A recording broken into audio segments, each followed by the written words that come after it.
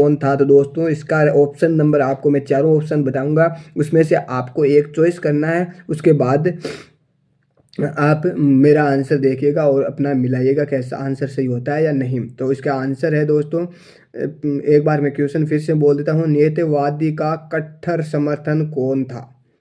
समझ में आ गया क्वेश्चन। इसके बाद अगले ऑप्शन है इसके एलन संपेलन, एलन सेम्पल ये, और इसके बाद है डिमाजिया, कार्ल रिटर और मार्स्कर। दोस्तों देखिएगा आंसर किसका मिलता है। इसका एलन सैंपल इसका राइट आंसर है। दोस्तों अगला क्वेश्चन है, निम्न में से कौन सी फ्रांसीसी मानव भूगोलविता है।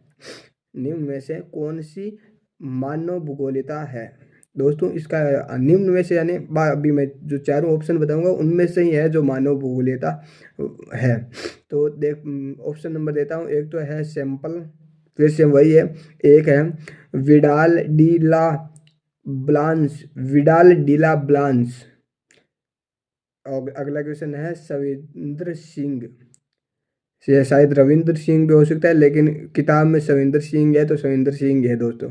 उसके बाद है हर्बर्टसन। तो इसका राइट आंसर दोस्तों आपके सामने देखने को मिलने वाला है बिलाड डी ला ब्लांस।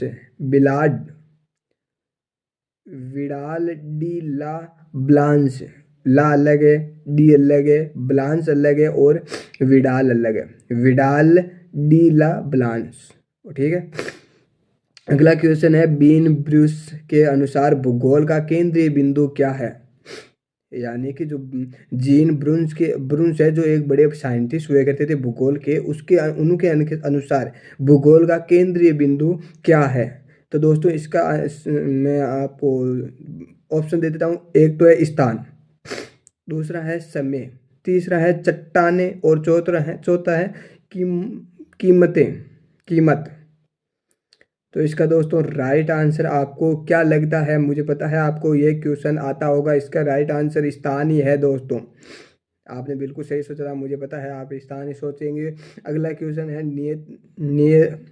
नीतिवाद के किस प्रभावी माना गया है। यानी जो मैं ऑप्शन देने वाला हूँ उनमें से नीतिवाद के किसे प्रभावी माना गया है। उनमें से चारों में से एक तो सबसे पहला है प्रकृति को, दूसरा है मानव को, तीसरा है पर्यावरण को और चौथा है संबंध यानी इनसे संबंधित कोई अलग वो ऑप्शन आप दे सकते हैं। तो इसका राइट आंसर दोस्तों आपसे देखना हो क्या होने वाला है। आपने चॉइस कर लिया होगा। वैसे मैं क्वेश्चन भी चॉइस कर लेता हूँ। मैं फिर से बोलता हूँ, पहला है प्रकृति को, दूसरा है मानव को, तीसरा है पर्यावरण को और चौथा है संबंध को, ठीक है।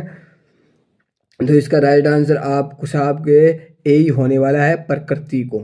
तो जो सीधा सा दिख रहा है दोस्तों, क्योंकि भूगोल प्रकृति से संबंधित है तो आंसर तो प्रकृति होना ही है। अगला क्वेश्चन है, सामाजिक असमानता के लिए किसके सिद्धांत का अनुसरण किया गया।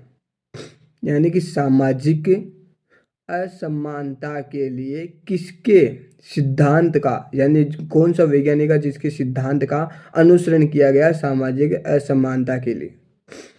मैं ऑप्शन दे देता हूँ। विडाल डी ला ब्लांस, ये मैंने पहले क्वेश्चन में बोला था वही नाम है, विडाल डी ला ब्लांस। दूसरा है कुमारी एलन सैंपल। तीसरा ऑप्शन है रेड जेल और चौथा ऑप्शन है इसका स्ट्रेबो। यही ऑप्शन है। वैज्ञानिक का नाम तो ऐसे ही मिलेगा, आपको पता है।